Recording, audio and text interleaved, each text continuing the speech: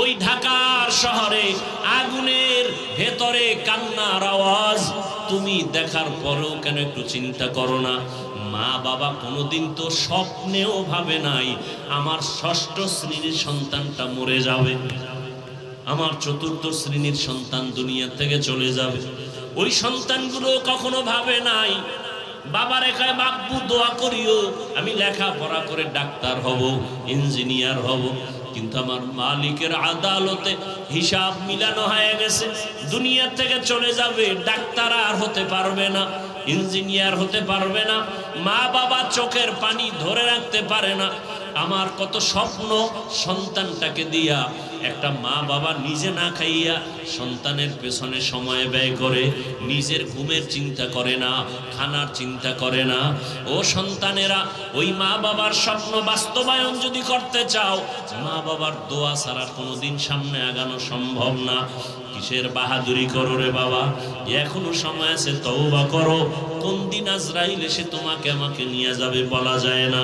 তওবা করো আর মনেরে বুঝাও, আমার মতো যুবক যদি স্কুল কলেজে পড়িয়া নামাজ পড়ে আমি পারবো না কেন? তোমার আমার মতো যুবক জেনারেল লাইনে থাকিয়া র্যাব, আর্মি, পুলিশ, বিডিআর এর চাকরি করে 5 ওয়াক্ত নামাজ পড়ে তুমি নিজেকে প্রশ্ন করো তুমি কেন পারবা না? তোমার মতো কত জেনারেল লাইনের সন্তান রাস্তায় গাড়ি চালায়, এক বেলার নামাজও ছাড়ে না, বলো বাবা তুমি কেন পারবা না? তোমার মতো যুবক নদীর মধ্যে মাছ ধরে নামাজ পড়ে তুমি পারবা না কেন? আল্লাহ আমাদের সবাইকে বুঝার তৌফিক দান করে। তো সুলাইমান নবী সিংহাসনে চলতেছেন, মদিনাতুল মুনাওয়ারা থেকে 9 মাইল উপরে সিংহাসন। হঠাৎ করে সুলাইমান নবী জমিনের এক পিপিলিকার আওয়াজ শুনলেন 9 মাইল উপর থেকে। ঘটনা আপনারা জানেন, সুলাইমান নবী পিপিলিকার আওয়াজ 9 মাইল উপরে কানে শুইনা সিংহাসনকে বললেন, সিংহাসন জমিনে ল্যান্ড করো, জমিনে ল্যান্ড করো। সুলাইমান নবী মুস্কি হাসলেন, পিপিলিকার ঘটনা শুনাইলেন। সিংহাসনের মধ্যে হুদহুদ নামের পাখি, তাকে পানির দায়িত্ব দেওয়া ছিল। ও নাক মাটিতে স্পর্শ করলে বলতে পারতো এখানে পানি আছে। সুলাইমান নবী জিনদেরকে বলতেন পানি উঠাও, ওযু করবো, নামাজ পড়বো। মিটিং চলতেছে, হুদহুদ একটু উপরে ঘুরতেছে। নামাজের সময় নামাজ পড়বেন, পানির তালাশের জন্য হুদহুদকে ডাকলেন, দেখে হুদহুদ নাই। এই হুদহুদকে না পেয়ে সুলাইমান নবী যে শব্দটা ব্যবহার করলেন, এই কথাটা এখানে আমি বলব। সুলাইমান নবী হুদহুদকে না পেয়ে যে শব্দটা উচ্চারণ করলেন, ফাকালা মালিয়া লা আরাল হুদহুদ। সুলাইমান পয়গম্বর বললেন, আমার কি হলো, আমি হুদহুদকে দেখি না কেন? মালিয়া, আমার কি হলো, হুদহুদকে দেখি না কেন? রাজনীতি কাকে বলে শিখায় গেছে ইসলাম। এখন তো রাজনীতি নাই, দুর্নীতি আছে। কিসের রাজনীতি? দুর্নীতি। ওয়াজের স্টেজে রাজনীতি চলবে না, মসজিদে চলবে না, সবাই বলে না।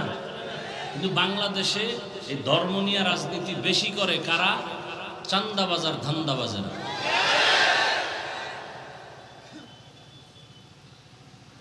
মানে হুজুর কিছু করতে পারবে না, সে মূর্তির মতো থাকবে, আর সব আকাম সাকাম সব অন্যেরা করবে, বাধা দেওয়া যাবে না।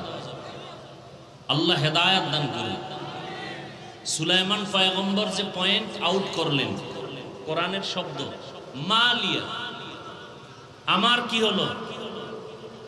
মসজিদে মুসল্লি নাই, আমরা হুজুরেরা বলি সভাপতি আসে না কেন, তার কি হলো? সুলাইমান নবী শিক্ষা দিলেন,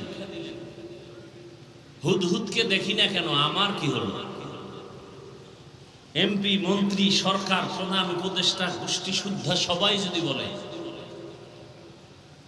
আমার কি হলো যে ঢাকা উত্তরার স্কুলের ছাত্র মরে গেল, আমার কি হলো? আমার কোন অপরাধের কারণে আমার সন্তান মারা গেল, আমার কোন অপরাধের কারণে আমার স্ত্রী কষ্ট পায়, আমার কোন অপরাধের কারণে আজ দেশবাসী কষ্ট পায়। আমার কি হলো যে দেশের মানুষ আমার কথা শুনে না? আমার কি হলো যে আমার এলাকায় অশান্তি? ওমরে ফারুক রাদিয়াল্লাহু আনহু এর জন্য বলেছেন, হাসিবু আনফুসাকুম ক্বাবলা আন তুহাসিবু। আসল হিসাবের আগে নিজের হিসাব মিলায় নাও। আসল হিসাব যেদিন শুরু হবে ওদিন আর কোনো পাগলামি চলবে না। শিশু বাচ্চার গুনাহ নাই, ও কষ্ট পায় কেন? মা বাবার গুনার শাস্তি। দেশে অশান্তি কেন? আমার কারণে। আমি মানুষকে বয়ান যা দেই সে বয়ান আমি আমল করি না।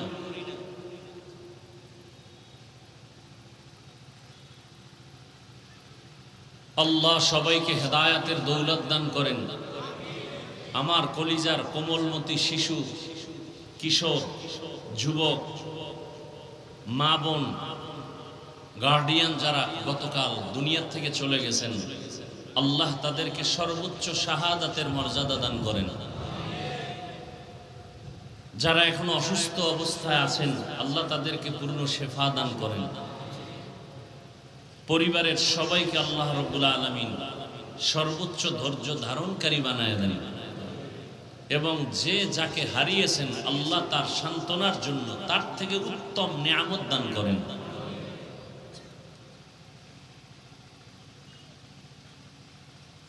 আল্লাহ মুসিবত থেকে দেশ এবং জাতিকে হেফাজত করেন। আগুনের গজব, আগুনের গজব।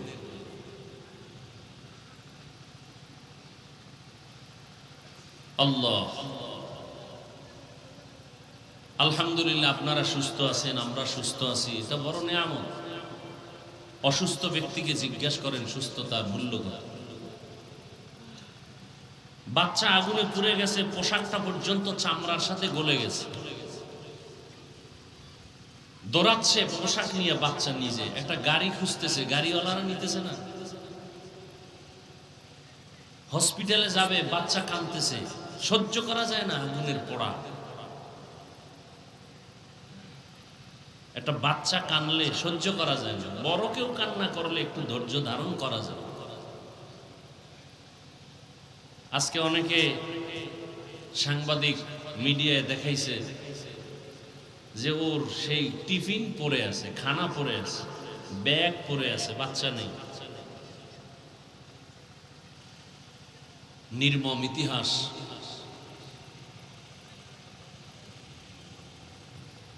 ঘরে ঘরে ঘরে ঘরে অপরাধ চলতেছে। মা অপরাধ করে, বাবা অপরাধ করে, ছেলে মেয়ে অপরাধ। ঘরের মধ্যে সারা রাত মোবাইলে জেনা করে, জেনা করে, চোখের জেনা, কানের জেনা, জবানের জেনা, অন্তরের জেনা, সারাটা রাত ঘরে ঘরে চলতেছে। যেই পরিমাণ গুনাহ চলে সারা রাত ঘরে ঘরে, এতে তো ঘুমের মধ্যে আল্লাহর গজব আসা দরকার ছিল, সেই পরিমাণ আসে না কেন? একমাত্র রাহমাতুল লিল আলামিনের উম্মত হওয়ার কারণে আসে না। কিন্তু কপাল খারাপ, চিনলাম না সে রহমতের নবীকে। যদি চিনতাম তাহলে এখানে তো সব রসুলের আশেক, সবাই আল্লাহ মানে, নবী মানে, কোরআন মানেন, হাদিস মানেন। আপনাকে আমার দাড়ির জন্য বয়ান করতে হবে কেন? টুপি মাথায় দেওয়ার জন্য আপনাকে নতুন করে বয়ান দিতে হবে কেন? আমিও যে আল্লাহর গোলাম, আপনিও সে আল্লাহর গোলাম। আমি যে কোরআন মানি, আপনিও সে কোরআন মানেন। আপনাকে দাড়ির জন্য বয়ান দিতে হবে কেন? বরং আপনি দাড়ির জন্য বয়ান দেওয়ার পরে আপনি মানেন না, বলেন না রাখলে অসুবিধা কি? আপনার ঈমান এত দুর্বল হয়ে গেল?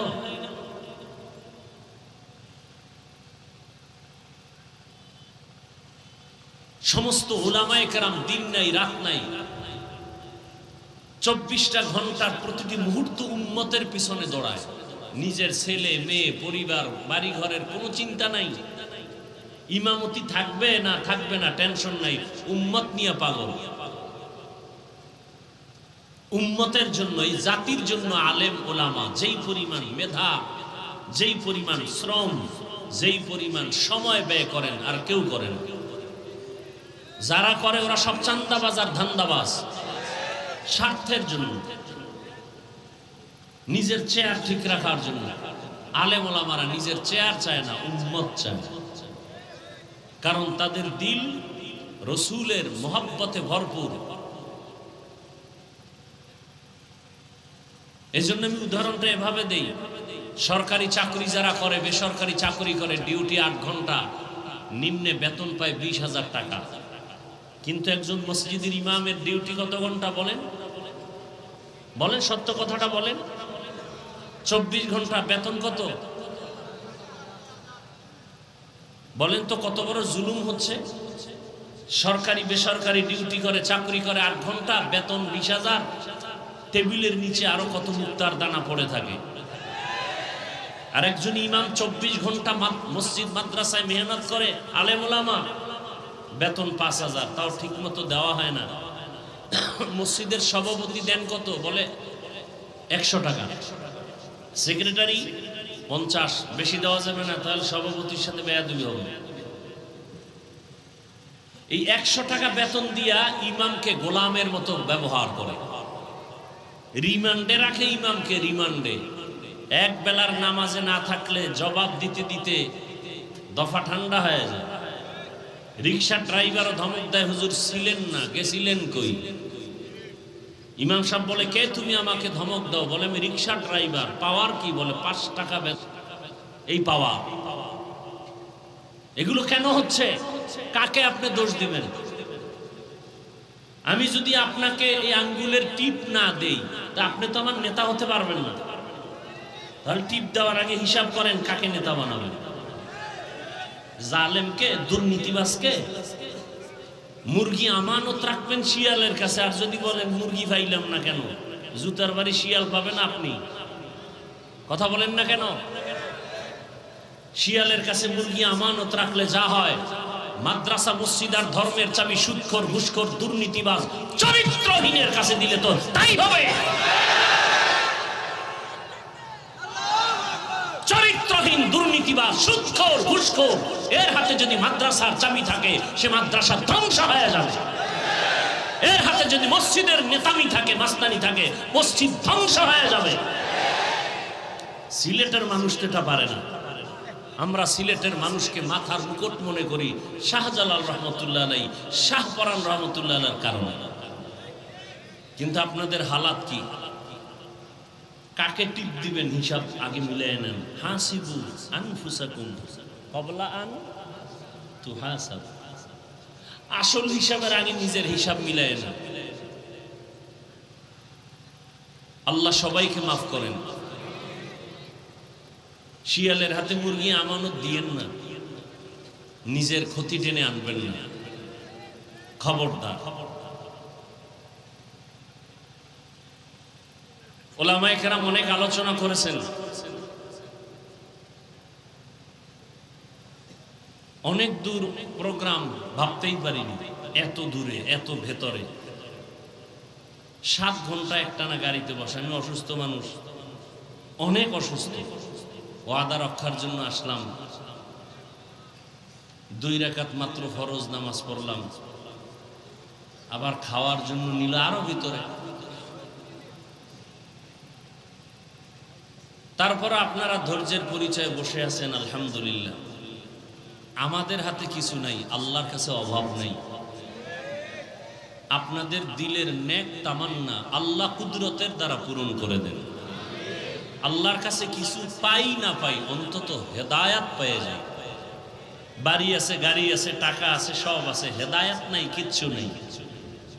আর বাড়ি গাড়ি কিচ্ছু নাই, হেদায়াত আছে, সব আছে। কি আমাদের হুজুরদের টাকা নাই, পয়সা নাই, বাড়ি নেই, গাড়ি নেই, সম্মান আছে না নাই? বলেন বলেন। করোনা, স্কুল কলেজ ভার্সিটি সব বন্ধ, চাকরি বন্ধ, ফ্যাক্টরি বন্ধ।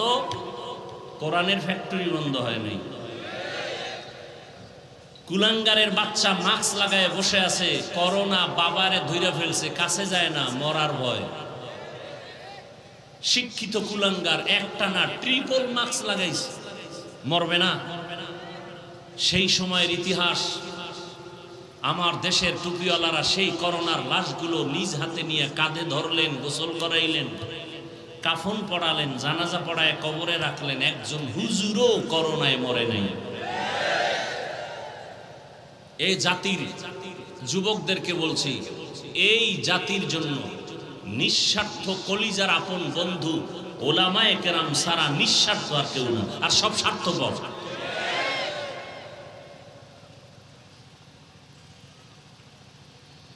আল্লাহ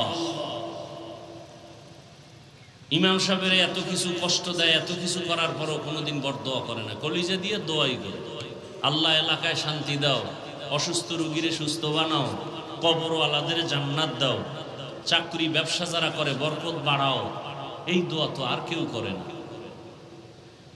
জাতির কল্যাণে চোখের পানি ফেলে ওলামায়ে কেরাম, আর এই মানুষগুলো পদে পদে আলেমদের সাথে গাদ্দারি করে, বেয়াদবি করে।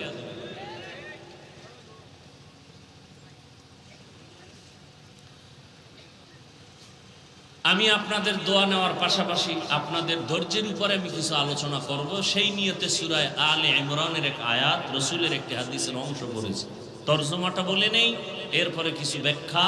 আপনাদের ধৈর্যের উপরে তৌফিক দিবেন কে? আল্লাহ। ঢাকাতে বৃষ্টি, এজন্য আল্লাহ চাইলে সব হয়, বান্দা চাইলে কিছুই হয় না। আল্লাহ বলেন, ইয়া আইয়ুহাল্লাযীনা আমানুত্তাকুল্লাহা হাক্কা তুকাতিহ, ও মুমিন তোমরা আল্লাহকে ভয় করো, ভয় করার মতো হক আদায় করে। ওয়ালা তামুতুন্না ইল্লা ওয়া আনতুম মুসলিমুন। মরণ লাগবে নি, কথা বলেন না কেন? আল্লাহ সতর্কবাণী করে দিলেন, এই মুমিন, মুসলমান না হওয়া পর্যন্ত মরণের বিছানায় যাইও না, মৃত্যুবরণ করিও না। রহমতের নবী বলেন, আলা সাবধান হে উম্মত, কুল্লুকুম রাঈন, তোমরা প্রত্যেকেই দায়িত্বশীল, অকুল্লুকুম মাসউলুন আন রাইয়াতিহি, আল্লাহর কাছে দায়িত্বের কারণে জবাবদিহিতার কাঠগড়ায় দাঁড়াতে হবে, রেডি থাকো। নবীজি হাদিসটা শুনাইলেন, সাহাবায়ে কেরাম প্রশ্ন করলেন, ইয়া রাসূলুল্লাহ, দায়িত্বশীল কে কার উপর? নবীজি বিস্তারিত বলতে থাকলেন, দায়িত্বশীল কে? বলে অধীনস্থদের যিনি গার্ডিয়ান, তিনি অধীনস্থদের জন্য দায়িত্বশীল। প্রত্যেকটা সন্তান মা বাবার অধীন, প্রত্যেক মা বাবা সন্তানের উপরে দায়িত্বশীল, প্রত্যেক স্ত্রী স্বামীর অধীন, প্রত্যেক স্বামী স্ত্রীর জন্য দায়িত্বশীল, প্রত্যেক শিক্ষক ছাত্র ছাত্রীদের জন্য দায়িত্বশীল, মসজিদের মুসল্লিদের জন্য ইমাম খতিব দায়িত্বশীল। কমিটি না, এই মসজিদের মুসল্লিদের দায়িত্বশীল ইমাম এবং খতিব। তা কমিটি কেন? কমিটি দায়িত্বশীল বিল্ডিং এর। কিসের? বিল্ডিং সুন্দর করবে, ফ্যান লাগবে, এসি লাগবে, ইমামের বেতন বাড়ানো লাগবে, এই কাম কমিটির। মুসল্লিদের দায়িত্ব উম্মতের উপর, মুসল্লিদের দায়িত্ব আলেম ইমাম খতিবের উপরে। কিন্তু ওই যে একটু আগে বললাম, ইমাম খতিব কি দায়িত্ব পালন করবে? কমিটি পুরাটা দায়িত্ব নিয়ে বসে আছে, ইমামকে জিম্মি করে রাখছে, আর ইমাম সাহেব দুর্বল অবস্থায় বসে আছে। কেন? যে শিয়ালের হাতে মুরগি আমানত, সমস্যা, কিছু বলা যাবে না, বললেই বিপদ। আল্লাহ আমাদের সবাইকে সহি বুঝ দান করে। আর একজন সাহাবী জিজ্ঞাসা করলেন, ইয়া রাসূলুল্লাহ, অধীনস্থ যারা তাদের দায়িত্বশীল গার্ডিয়ান, আমার অধীনেও কেউ নাই, আমিও কারো অধীনে নেই, আমি একা, মা নাই, বাবা নাই, ছেলে মেয়ে স্ত্রী কিচ্ছু না, আমি একা, আমার কোনো দায়িত্ব আসেনি। রহমতের নবী বললেন, আপনি আপনার অঙ্গ প্রত্যঙ্গের দায়িত্বশীল। আল্লাহ দুটো হাত দিয়েছেন, এরও একটা ডিউটি আছে আলাদা। দুটো চক্ষু দান করেছেন, চোখ দুটো আল্লাহ এমনি দেন নাই, ডিউটি আছে আলাদা। দুটো কান দান করেছেন, এগুলোর ডিউটি আছে আলাদা। দুটো পা দান করেছেন, এগুলোর ডিউটি আছে আলাদা। কিয়ামতের ময়দানে আল্লাহর আদালতে এগুলোর জিজ্ঞাসাবাদ করা হবে।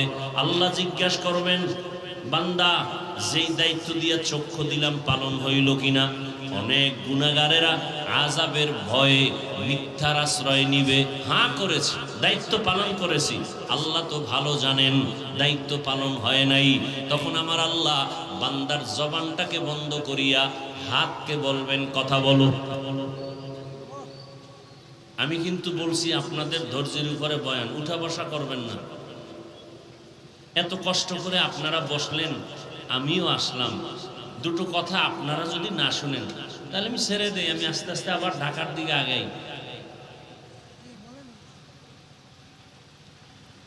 নিজেও ক্ষতি করবেন, অন্যেরও ক্ষতি করবেন, এমন কপাল নিয়ে দুনিয়াতে আসলেন কেন? নবীজি বলেন সব থেকে ভালো মানুষকে, খায়রুন নাস মাইয়ানফাউন নাস, সব থেকে ভালো মানুষ তো ওই ব্যক্তি যার দ্বারা অন্যের উপকার হয়। আপনার এমন কপাল কেন যে নিজের কপালটাও পুরেন, অন্যেরটাও পুরেন? কিয়ামতের ময়দানে আল্লাহ হাককে বলবেন কথা বলো। আল ইয়াউমা নাখতিমু আলা আফওয়াহিহিম ওয়া তুকাল্লিমুনা আইদিহিম ওয়া তাশহাদু আরজুলুহুম বিমা কানু ইয়াকসিবুন। দস্তগুয়াদ মঞ্চুনি দুজদিদাম লব্বগুয়াদ মঞ্চুনি বুসিদাম চশমগুয়াদ চিদাম গামজাহারাম গোশগুয়াদ চিদাম সমরুল কালাম। আল্লাহ যখন হাতকে বলবে কথা বলো, আপনাদের ধারণা কি হাত কথা বলতে পারবে? বলেন বলেন, বাস্তবে কি হাত আমাদের কথা বলে? বলে না। এখান থেকে একটা পয়েন্ট আজীবন মনে রাখলে আর কোনোদিন অলিয়া উলিয়ার বিরোধিতা করবেন না। আমি তো সারা বাংলাদেশে আমার মতো কঠোর ভাষায় কেউ বলে না। আমি বলি আল্লাহর জাতের কসম, যারা বলে আমরা পীর আউলিয়া মানি না, ওরা কোরআনও মানে না, বুখারী শরীফও মানে না, ওরা ভণ্ড, ওরা বাতিল। ওদেরকে যারা ভণ্ড বলে না তারাও ভণ্ড।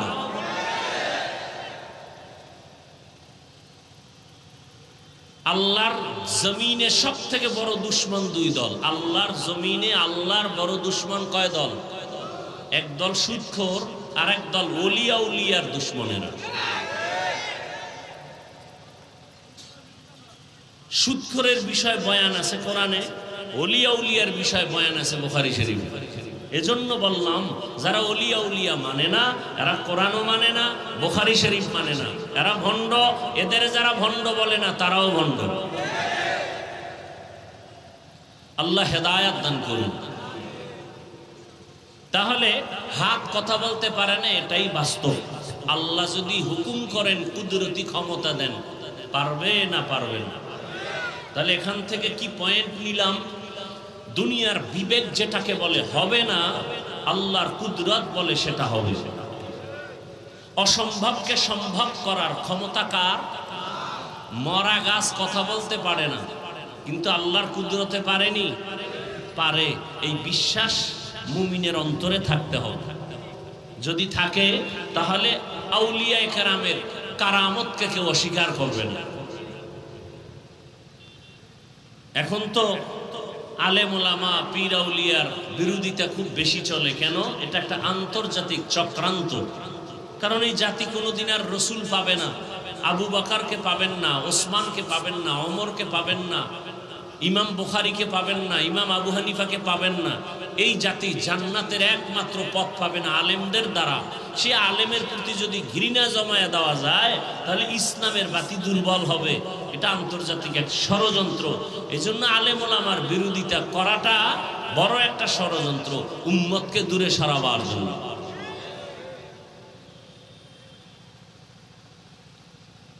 আল্লাহ কিয়ামতের দিন আল্লাহ যখন বলবেন হাত কথা বলো, সাথে সাথে কথা বলা শুরু করবে।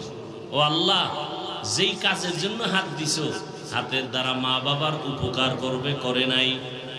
হাতের আঙ্গুলগুলো দিয়া দিয়া কোরআনের লাইনে টেনে টেনে কোরআন পড়বে, পড়ে নাই। চোখ বলবে হে আল্লাহ, দুটো চক্ষু তুমি দান করেছো, মা বাবার চেহারা দেখবে সওয়াব, আলেমদের চেহারা দেখবে সওয়াব, বাইতুল্লাহ দেখবে সওয়াব, আল্লাহর কোরআন দেখে দেখে তেলাওয়াত করবে সওয়াব। কিন্তু এই চক্ষু দিয়া মা বাবার চেহারাটা মহব্বতে দেখে নাই, আলেমদের চেহারা মহব্বতে দেখে নাই, এই চক্ষু দিয়া বাইতুল্লাহর দিকে তাকায় নাই, সারাটা রাত মোবাইল সামনে নিয়া চক্ষু দিয়া তাকায় তাকায়া চোখের জিনা করে করে রাত কাটিয়েছে। কিয়ামতের ময়দানে আল্লাহর কাছে চোখ বলবে, পালাবার কোনো সুযোগ হবে না। আল্লাহর আদালতে বড় জবাবদেহিতার কাঠগড়ায় দাঁড়াতে হবে। এই জন্যই তো জান্নাতের টিকিট হাতে পাইয়া আবু বকর সারা রাত কান্না করেন, ইয়া রাসূলুল্লাহ, হাসরের ময়দানে আল্লাহর আদালতে আমি কি জবাব দিব সেই ভয়ে কান্না করতেছি। অথচ জান্নাতের টিকিট তাদের হাতে রেডি। তাহলে তাদের আমল কত সুন্দর, ইখলাস কত সুন্দর, এরপরেও কান্না করছেন। তাহলে আপনার আমার তো আমলই নাই, তাহলে আপনার আমার কি পরিমাণ কান্না করা উচিত? অথচ কান্না তো করি না, অন্যে যদি কাঁদে তাও পছন্দ করি না। অথচ সিলেটের মানুষের জন্য এবারাত উপদেশ যে মানুষ তোর কপাল খারাপ কেন, আল্লাহর আযাবের ভয়ে সিলেটের পাথর পাহাড় বেয়ে বেয়ে পানি পড়ে। আল্লাহর কোরআন বলে সিলেটের পাহাড়ের পাথরগুলো কাঁদে আযাবের ভয়ে। মানুষ কি তুমি এত খারাপ যে তোমার চোখে পানি নাই? আল্লাহ বলেন, সুম্মা কাসাত কুলুবুকুম মিন বাদি যালিকা ফাহিয়া কাল হিজারা আও আশাদ্দু কাসওয়া ওয়া ইন্না মিনাল হিজারাতি লামা ইয়াতাফাজ্জারু মিনহুল আনহার। আল্লাহর আযাবের ভয়ে পাথর কান্না করে করে ঝর্ণা প্রবাহিত করেছে। তুমি জাফলংয়ে গিয়ে দেখো, পাথর থেকে ঝর্ণা পানি পড়তেছে। আল্লাহ কয় না, পাথর জাহান্নামের আযাবের ভয়ে কাঁদে। কারণ আল্লাহ তো ঘোষণা দিয়েছেন কিয়ামতের ময়দানে জাহান্নামের আগুনকে জ্বালাবেন পাথর দ্বারা। ওয়াকুদুহান নাসু ওয়াল হিজারা আলাইহা মালাইকাতুন গিলাদুন শিদাদুন লা ইয়াসুনাল্লাহা মা আমারাহুম ওয়া ইয়াফআলুনা মা ইউমারুন। জাহান্নামের আগুনের ভয়ে পাথর যদি কান্না করতে পারে, মানুষ তোমার দিলটা পাথর থেকেও কি বড় খারাপ হয়ে গেল যে জাহান্নামের আযাবের ভয়ে তোমার চোখে কেন পানি আসে না? যাদের চোখে কান্না নাই তাদের কলবটা গুনার কারণে শক্ত হয়ে গেছে। শক্ত কলব নরম করার একমাত্র মেডিসিন গভীর রাতে আল্লাহর কাছে হাজিরা দেওয়া, তাহাজ্জুদের নামাজ। যে ফরজ নামাজই পড়ে না, এর তাহাজ্জুদ আবার কিসের? অথচ আল্লাহ তাআলা বলেন, বান্দা তুমি 5 বার আমাকে তালাশ করো, ফজর, যোহর, আসর, মাগরিব, এশা, কিন্তু আমি আল্লাহ মোহাব্বত করে বান্দা তোমাকে তালাশ করি যখন আসমান নীরব, জমিন নীরব। আমি আল্লাহ আমার বান্দাকে তালাশ করার জন্য, ডাকার জন্য প্রথম আসমানে আসি। অতিও গভীর হয় রজনী যখন, নীরবে প্রভুর নাম জপিও তখন। প্রভুর করুণা যদি পাইবারে চাও, গভীর রাতে উঠে প্রভুর গুণগান গাও। ফজর, যোহর, আসর, মাগরিব, এশা আমরা আল্লাহকে ডাকি, আর গভীর রাতে আল্লাহ বান্দাকে ডাকেন। আলা মিন মুস্তাগফিরিন ফাগফির আলাহ।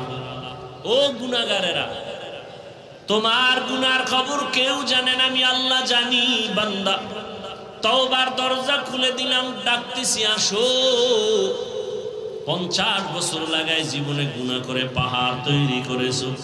আমার কাছে যদি বান্দা অবনত চিত্তে ক্ষমা চাও, আমি আল্লাহ তোমার জীবনের সব গুনাহ এক মুহূর্তে ক্ষমা করে দিব। ও বান্দা, আমি আল্লাহ তোমাকে এটা বলি নাই যে তুমি ব্যবসা বাণিজ্য, লেখাপড়া, সংসার বাদ দিয়ে শুধু আল্লাহকে ডাকো। বরং আল্লাহ তাআলা এতটা দয়া করেছেন, 24টা ঘন্টার পর্দা দিয়া দুনিয়াটাকে আটকায় দিলেন।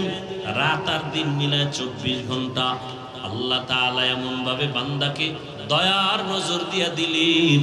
বান্দা তুমি ব্যবসা করো, চাকরি করো, লেখাপড়া করো, বিয়ে শাদী করো, বাধা নাই। স্কুলে পড়ো, কলেজে পড়ো, বাধা নাই।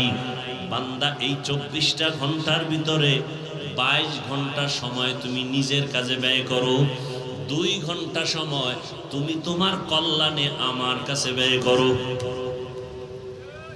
22 ঘন্টা তুমি তোমার কাজে ব্যয় করো, ব্যবসা করো, চাকরি করো, লেখাপড়া করো, সংসার চালাও। মাত্র 2টা ঘন্টা সময় তোমার কল্যাণে আমি আল্লাহর কাছে ব্যয় করো। আমি আল্লাহ তোমাকে বলি নাই দুনিয়াদারি সব বাদ দিয়ে আমার জিকির করো, তেলাওয়াত করো, আমি আল্লাহ এটা বলি নাই। এরে আল্লাহর গোলাম, 2টা ঘন্টা সময় তুমি আখিরাতের লাইনে ব্যয় করো তোমার কল্যাণে, তাও একসাথে না।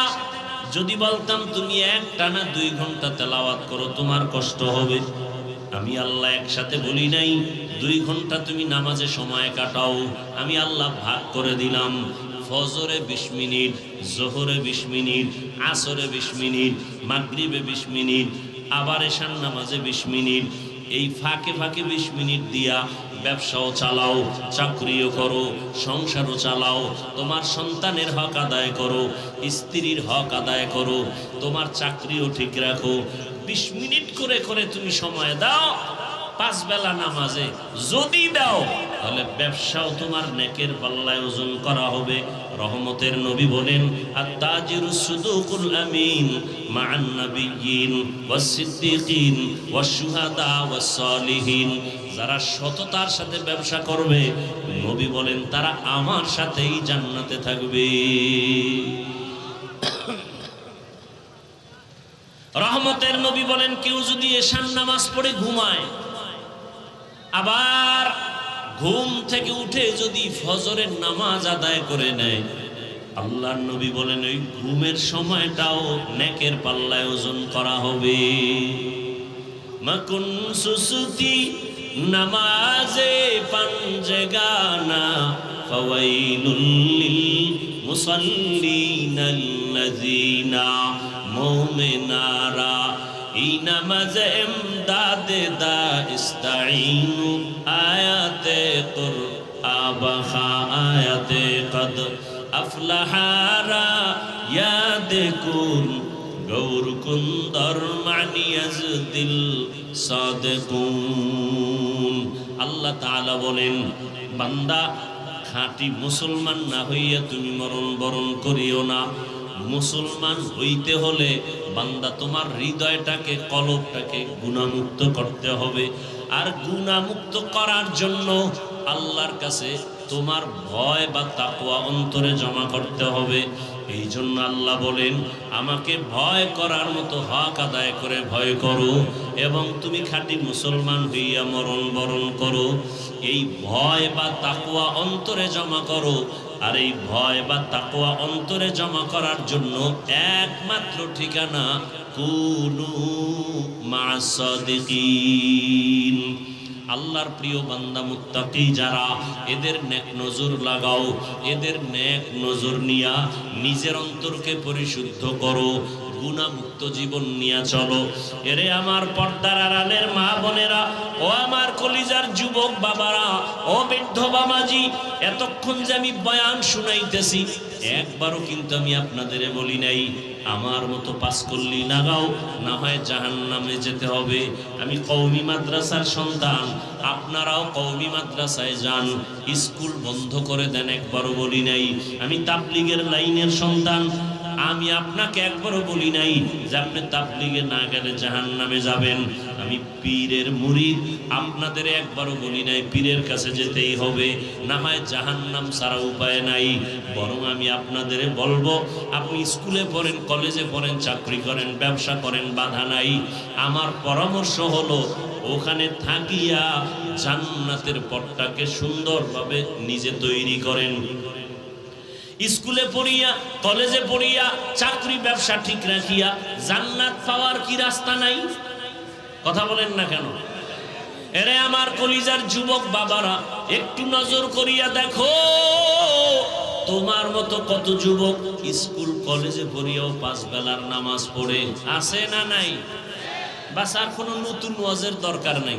এতটুকু ওয়াজ তোমার অন্তরে ঢুকাও যে তোমার মতো যুবক জেনারেল লাইনে থাকিয়া স্কুল কলেজে পড়িয়া যদি 5 বেলার নামাজ পড়তে পারে, তুমি তোমার বিবেককে প্রশ্ন করো, তুমি পারো না কেন? অবশ্যই তোমার উপরে আল্লাহ বেজার। এখন কি করার?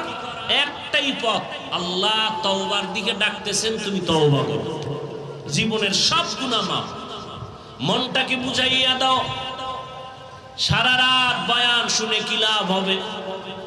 মাঠ ভর্তি মুসলমানের অভাব নাই, কিন্তু অবস্থা যদি এমন হয় ফজরের নামাজেও নাই, জোহরেও নাই, আসরেও নাই, মাগরিবেও নাই, এশায়ও নাই, এই বয়ান শুনে কি লাভ হবে? মনটাকে বুঝাও রে বাবা, কয়দিন আর দুনিয়াতে বাঁচবা? ওই ঢাকার শহরে আগুনের ভেতরে কান্নার আওয়াজ তুমি দেখার পরেও কেন একটু চিন্তা করো না? মা বাবা কোনোদিন তো স্বপ্নেও ভাবে নাই আমার 6ষ্ঠ শ্রেণীর সন্তানটা মরে যাবে, আমার 4র্থ শ্রেণীর সন্তান দুনিয়া থেকে চলে যাবে। ওই সন্তানগুলো কখনো ভাবে নাই বাবারে কয় বাব্বু দোয়া করিও আমি লেখাপড়া করে ডাক্তার হব, ইঞ্জিনিয়ার হব।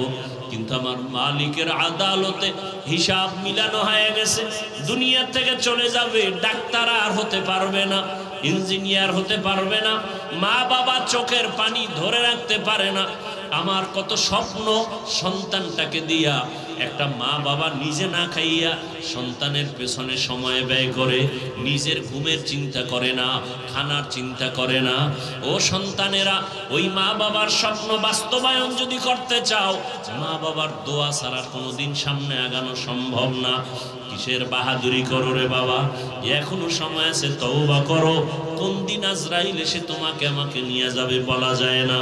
তওবা করো আর মনেরে বুঝাও, আমার মতো যুবক যদি স্কুল কলেজে পড়িয়া নামাজ পড়ে আমি পারবো না কেন? তোমার আমার মতো যুবক জেনারেল লাইনে থাকিয়া র্যাব, আর্মি, পুলিশ, বিডিআর এর চাকরি করে 5 ওয়াক্ত নামাজ পড়ে তুমি নিজেকে প্রশ্ন করো, তুমি কেন পারবা না? তোমার মতো কত জেনারেল লাইনের সন্তান রাস্তায় গাড়ি চালায়, এক বেলার নামাজও ছাড়ে না, বলো বাবা তুমি কেন পারবা না? তোমার মতো যুবক নদীর মধ্যে মাছ ধরে নামাজ পড়ে, তুমি পারবা না কেন? পর্দার আড়ালের মা বোনেরা, আপনার মতো কত মা কত বোন এখনো আছে পর্দা করে, মোবাইলে সময় নষ্ট করে না, স্বামীর মাল হেফাজত করে, 5 ওয়াক্ত নামাজ আদায় করে। এরে আম্মা জানেরা, আপনারা কেন পারবেন না? বৃদ্ধ বাবাজি, আপনার মতো কত বুড়ারা মসজিদে গিয়া 5 বেলার নামাজ আদায় করে, আপনি কেন পারবেন না? এখনো সময় আছে, তওবার দরজা দিয়া আমার আল্লাহ আপনাকে ডাকতেছেন, বারবার ডাকতেছেন। তওবার দরজা খোলা। আল্লাহকে যদি বলার মতো বলতে পারেন, ও আল্লাহর বান্দারা, আজ এখানে বসে বয়ান শুনতেছেন, আগামীকাল এই টাইম পর্যন্ত সুস্থ থাকার গ্যারান্টি আসেনি? আছে? রাতের বেলা ঘুমায় যাবা, ঘুমের মধ্যে যদি আজরাইল এসে হাজির হয়ে যায়, বলা যায় না। অতএব এখনো সময় আছে, তওবা করো। মনেরে বুঝাইয়া আল্লাহকে মনে মনে বলো, হে মালিক, জীবনে তো গুনাহ কম করি নাই, আমার গুনার খবর আমার জমিনে কেউ জানে না। ও আল্লাহ, তোমার দেওয়া পানি, তোমার দেওয়া বাতাস, তোমার দেওয়া সূর্যের আলো, চাঁদের আলো ভোগ করি, অথচ আবার তোমার সাথেই নাফরমানি করি। কত নামাজ ছাড়লাম, রোজা ছেড়ে দিলাম, দাড়ি কাটলাম, বেপরদায় চললাম, মা বাবার সাথে কত বেয়াদবি, শিক্ষকের সাথে কত বেয়াদবি, ওলামায়ে কেরামের সাথে কত বেয়াদবি। আল্লাহকে মনে মনে বলো, হে আল্লাহ, জীবনে আর কোনোদিন গুনাহ করব না, নামাজ ছাড়বো না, বেপরদায় চলবো না, মা বাবার সাথে বেয়াদবি করব না, শিক্ষকের দোয়া নিয়া, ওলামায়ে কেরামের পরামর্শ নিয়া, নবীজির আদর্শ মেনে জীবন চালাবো। স্কুলে পড়িয়াও নামাজ ছাড়বো না, ডাক্তার হলেও নামাজ ছাড়বো না, ইঞ্জিনিয়ার হইয়াও নামাজ ছাড়বো না, মা বাবার সাথে বেয়াদবি করে বরদোয়া নিবা না।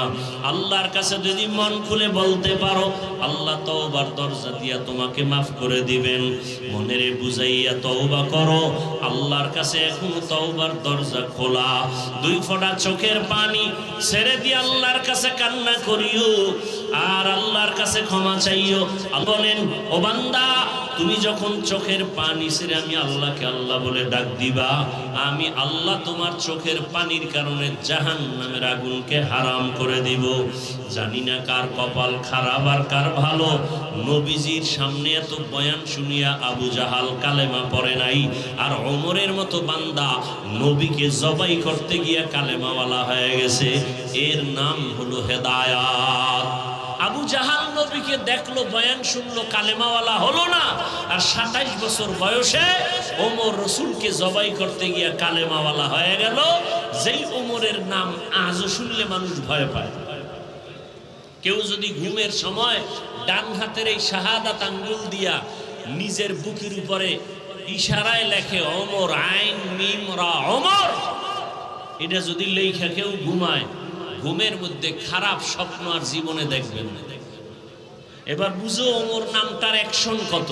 27 বছরের যুবক তরবারি নিয়ে দৌড়ায়, রসুলকে হত্যা করবে, সেই ওমর কালেমাওয়ালা হয়ে গেল। শয়তান ওমরকে ভয় পায়, এর নাম কফাল। আর আবু জাহাল 13 বছর রসুলকে দেখলো, বয়ান শুনলো, কালেমা তো পড়লই না, বরং বিরোধিতাই করে গেল। হেদায়াত বড় কঠিন। তোমার মতো যুবক স্কুলে পড়ে, নামাজ পড়ে, অথচ তুমি বয়ান শুনিয়াও পড়ো না, বরং তুমি বিরোধিতা করো। বলো নামাজ না পড়লে কি হবে, দিল পরিষ্কার, নামাজ পড়ে লাভ কি? অথচ তোমার লাইনের মতো যুবক জেনারেল লাইনে থেকে নামাজ পড়ে। ঢাকা কলেজে যাও, কলেজে ক্লাস করে, মাথায় পাগড়ি, দাড়ি, বিশাল বড় জামা, মনে হয় মসজিদের কোনো খতিব, অথচ আরবিও জানে না। হেদায়াত এখনো সময় আছে, তওবা করো। কয়দিন আর বাহাদুরি? চোখের সামনে লাশ আর লাশ, পানির মধ্যে লাশ, গাড়ির নিচে লাশ। সিলেট রোডে এমন কোন দিন পাওয়া কঠিন যে অ্যাক্সিডেন্ট হয় না, মানুষ মরে না। আল্লাহর কাছে তওবা, অন্তর খুলে যে না, মায়ের সাথে বহু বেয়াদবি করেছি, বাবার সাথে করেছি, শিক্ষকের সাথে করেছি, আর করব না। মানুষকে ভালোবাসো, মা বাবাকে সম্মান করো, শিক্ষকের দোয়া নাও, তাহলে কপাল খুলে যাবে। ইঞ্জিনিয়ার হলেও কপাল খুলবে, ডাক্তার হলেও কপাল খুলবে। আর যদি মা বাবার সাথে বেয়াদবি করে, শিক্ষকের সাথে বেয়াদবি করে, আলেমের সাথে বেয়াদবি করে, ও পাগড়ি 22 হাত লাগাইলো, ওর কপাল ঘুরে যাবে। এজন্য আল্লাহ তাআলা তওবার পথে ডাকলেন, ইয়া আইয়ুহাল্লাযীনা আমানুত্তাকুল্লাহা হাক্কা তুকাতিহি ওয়া লা তামুতুন্না ইল্লা ওয়া আনতুম মুসলিমুন। ও হবিগঞ্জের মুসলমান, পর্দার আড়ালের মা বোনেরা, যুবক বাবারা, বৃদ্ধ বাবাজি, আল্লাহর কাছে অন্তর দিয়ে তওবা করেন, আর জীবনে নামাজ ছাড়বেন না, বেপর্দায় চলবেন না। আরে যদি নামাজ না পড়লে আল্লাহ খুশি হয়, একটা দলিল দেখেন, আমিও নামাজ ছেড়ে দেই। যদি দাড়ি না রাখলে আল্লাহ খুশি হন, দলিল দেন, আমরাও দাড়ি কেটে ফেলি। শীতের মধ্যে ওযু বানাইয়া নামাজ পড়া কষ্ট, যদি নামাজ না লাগে বলেন, কোরআন থেকে দলিল দেন, আমরা আর নামাজ পড়ব না। সেদিন এক বেয়াদব বলতেছে, নামাজের দলিল তো কোরআনে নাই। মানে এই পরিমাণ কপাল ভরা ধর্মের লাইনে বাড়তেছে সোনার বাংলায়, যা ভাষা নাই বলে। মুসলমান বলে নামাজের দলিল তো কোরআনে নেই। চতুর্মুখী ষড়যন্ত্র চলছে শুধু মুসলমানের ঈমানকে ধ্বংস করার জন্য। অতএব যুবক বাবাদেরকে বলবো, এখনো সময় আছে, তওবা করেন। উলামায়ে কেরামের দোয়া নেন, মা বাবার দোয়া, শিক্ষকের দোয়া নিয়ে সামনে আগান। ডাক্তার হলেও যেন সম্মানের চেয়ার অনেক উপরে যায়। আল্লাহর কাছে তওবা করেন মনে মনে। আরে মানুষের অন্তরে একটা শখ থাকে, পার্কে গেলে কি জানি মজা। যুবককে বলবো, তুমি গেছো না, এবার ফিরো। মনে শখ লাগছে, মোবাইলে আড্ডা দিবার দিছো না, এবার ফিরো।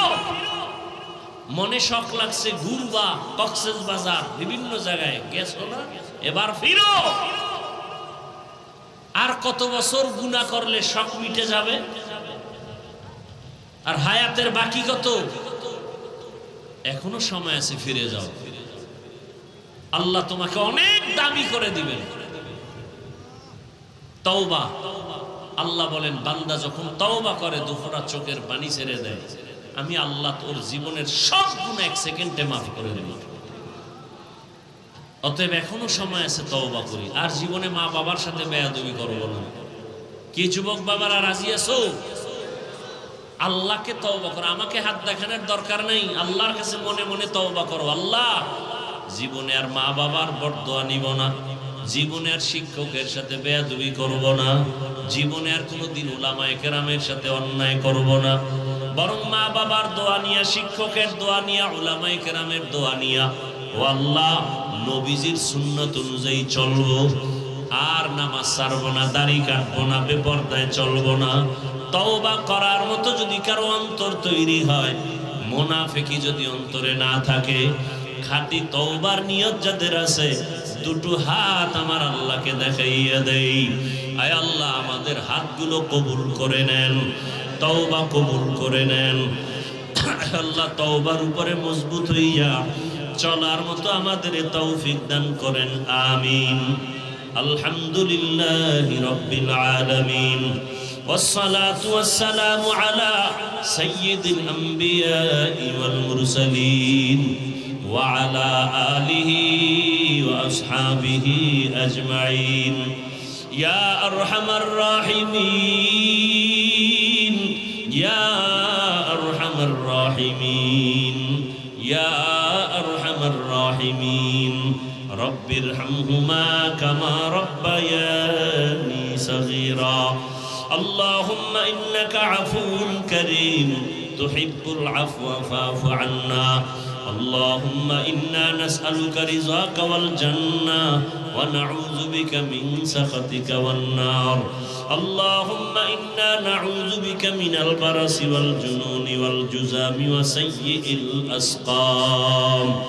ওদায়ার মালিক, দুনিয়ার সব বাড়িওয়ালাদের দরজা এখন বন্ধ, আপনার রহমতের দরজাগুলো খোলা। খোলা আসমানের নিচে আপনার বান্দাদেরকে নিয়ে হাজির হয়েছি। আমার কলিজার কত উলামায়ে কেরাম এখানে হাজির, কত যুবক, কত বৃদ্ধ, কত ছাত্র ভাই, পর্দার আড়ালে কত মা বোনেরা। ও আল্লাহ মেহেরবানি করে আমাদের সবার জীবনের গুনাহগুলো মাফ করে দেন। আজকের মাহফিল কবুল করে নেন, আয়োজনকারী সহযোগিতাকারীদের কবুল করে নেন, দান সদকা যারা করেছেন কবুল করে নেন, এলাকায় শান্তির ফয়সালা করে দেন, মা বোনদের আবেদা পর্দাওয়ালা বানায় দেন, সন্তানগুলো নেককার বানায় দেন, যারা লেখাপড়া করে পরীক্ষার্থী কামিয়ে বিধান করেন। আয় আল্লাহ সারা দুনিয়াবাসীকে মাফ করে দেন, বাংলাদেশ শান্তির দেশ বানায় দেন। আয় আল্লাহ আমরা এখানে সুস্থতার সাথে মুনাজাত করছি, বয়ান শুনছি, বয়ান করেছি, কিন্তু কত মায়ের চোখে এখনো পানি। ঢাকার শহরে গতকালের ঘটনা কেউ বরদাস্ত করতে পারে না, কত মায়ের ঘুম হারাম হয়ে গেল। আয় আল্লাহ তাদের কলিজাটা ভেঙ্গে চূর্ণ বিচূর্ণ হয়ে গেছে, অনেকে সন্তানের খোঁজও এখন পর্যন্ত পায় নাই। ও আল্লাহ যারা দুনিয়ার থেকে চলিয়া গেল, আয় আল্লাহ তাদেরকে শাহাদাতের উচ্চ মর্যাদা দান করেন। আয় আল্লাহ মা বাবা আত্মীয় স্বজন যারা চোখের পানি ফেলে কান্না করতেছে, আয় আল্লাহ তাদেরকে সাবিরিনদের অন্তর্ভুক্ত বানায় দেন। আয় আল্লাহ তাদের ধৈর্য ধারণ করার তৌফিক দান করেন। সন্তান হারা, মা হারা, বাবা হারা, ভাই হারা, আয় আল্লাহ যে যাকে হারাইয়া অসহায়, কুদরতের দ্বারা তাদেরকে উত্তম নিয়ামত দান করেন। আয় আল্লাহ বাংলাদেশ শান্তির দেশ বানায়া দেন, জুলুম থেকে দেশ ও জাতিকে হেফাজত করেন। আয় আল্লাহ সমস্ত মসজিদ মাদ্রাসাগুলো কবুল করে নেন। আয় আল্লাহ আমার কলিজার প্রত্যেকটা যুবকের কবুল করে নেন, মোবাইলের গুনাহ থেকে হেফাজত করেন, 5 ওয়াক্ত নামাজি বানায়া দেন, কোরআন পড়নেওয়ালা বানায়া দেন।